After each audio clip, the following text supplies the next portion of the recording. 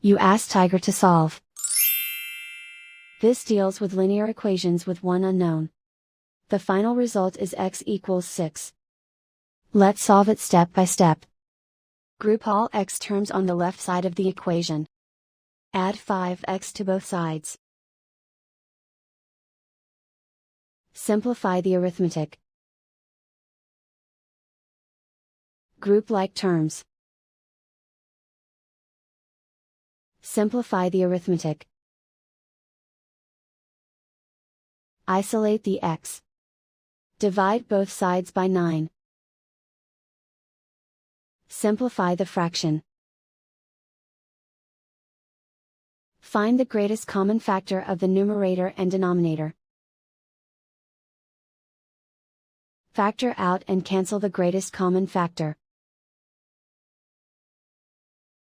And so the final result is x equals 6.